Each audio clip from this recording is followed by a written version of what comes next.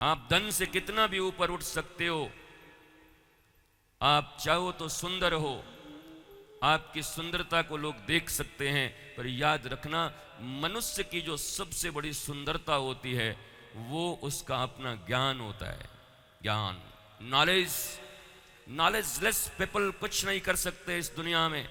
कुछ समय के लिए तुम्हारा उद्भव हो सकता है, तुम चमक सकते हो अज्ञानियों के बीच में, पर याद रखना जब भी ढोल डंके और नगाड़े बजेंगे तो अनादि काल से भारत में ज्ञान का डंका ही बजा है। ज्ञान जिसके पास होगा वो शाश्वत डंका बजाता रहेगा, और ये होना बहुत जरूरी है। जीवन की जितनी समस्याएं हैं वो सारी समस्याएं केवल और केवल हमारी अज्ञानता के कारण है। पर भारत देश के साथ साथ पूरी दुनिया में भी देखो कैसी मानवता का घिनौना पूरा जीवन चलता आ रहा है। जिस चीज से मानवता प्रसन्न हो सकती है, जिस चीज से मानवता नृत्य कर सकती है, जिस चीज से मानवता गीत गा सकती है, वो हम नहीं कर रहे। हमारा इन्वेस्टमेंट पता नहीं कहां कहां हजारों करोड़, लाखों करोड़, अरबों करोड़ हो रहे हैं, पर जिस सनातन संस्कृति की पढ़ाई से, अपने पूर्वजों के विषय में ज्ञान से तुम्हारे भीतर में जितनी भी गंदगियां हैं, वो गंदगियां मतलब अज्ञानता, गंदगी का मतलब और कुछ मत समझना, जो अज्ञानता है वही कूड़ा है, वही गंदगी। और कोई भी व्यक्ति गंदगी में रहना पसंद नहीं करता, इसलिए तुम इतने विचलित रहते हो, इसलिए तुम इतने चिंतित रहते हो, इसलिए तुम कहीं पे भी कंसंट्रेट नहीं कर पाते। जहां भी रहते हो उड़े उड़े रहते हो, उखड़े उखड़े रहते हो, हर समय कुछ न कुछ खोजते रहते हो, ढूंढते रहते हो। बचपन से लेकर जवानी तक, जवानी से लेकर प्रौढ़ावस्था तक, प्रौढ़ावस्था से लेकर बुढ़ापे तक, और बुढ़ापे से लेकर मृत्यु तक, और फिर अगले योनि में, और फिर मानव अवतार में आते हो, पर तुम्हारी खोज समाप्त नहीं होती, जन्म मरण का चक्कर समाप्त नहीं होता। ये जो तुम सत्संग की बात करते हो, श्रीमद् भागवत की बात करते हो, रामचरितमानस की बात करते हो, इसका एक ही आयोजन का केवल और केवल उपयोग है दुनिया में। एक ही आयोजन और प्रयोजन है इसका कि तुम्हारे पास वस्तु कितनी है, ये बड़ी बात नहीं है। जरा याद करो अपने भारत की संस्कृति की, सनातन संस्कृति की, जहां पर दो केवल लंगोट हुआ करते थे, बहुत संपत्ति समृद्धि नहीं होती थी, और केवल अपने ज्ञान के बल पर भारत विश्व का गुरु था, और ज्ञान का प्रयोग करते करते फिर भारत एक दिन सोने की चिड़िया भी बन गया। पहले ज्ञानी बना, तब सोने की चिड़िया बना, लेकिन जब फिर अज्ञानता में आया तो उसके सोने की चिड़िया भी चली गई, और आज पुनः मैकोले की औलाद बन करके पूरा भारत बैठा हुआ है। कोई बचाने वाला नहीं है, कोई अपनी संस्कृति बताने वाला नहीं है, कोई राम कृष्ण के विषय में कहने वाला नहीं है। इनको कहने वाले को सांप्रदायिक कह दिया जाता है। Those people, they don't know about knowledge. Vidur और उद्धव का संवाद। एक प्रश्न पूछा विदुर जी ने, उद्धव ने जवाब देने से मना कर दिया, बोला नहीं दूंगा। क्यों? बोला भगवान ने मुझे बोलने के लिए मना किया है।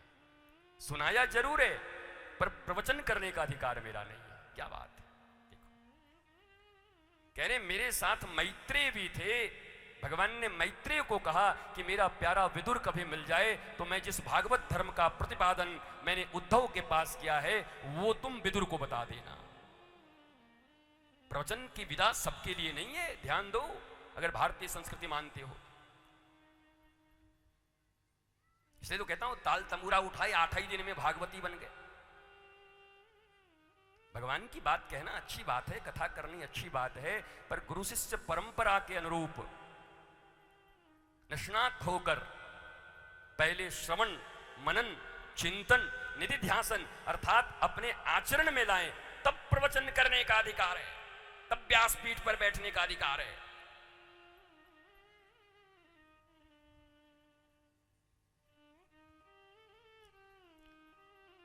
गुरुजी से हुई खटपट, 4 म्यूजिशियन के लिए चटपट, चल भागवत के खट पर।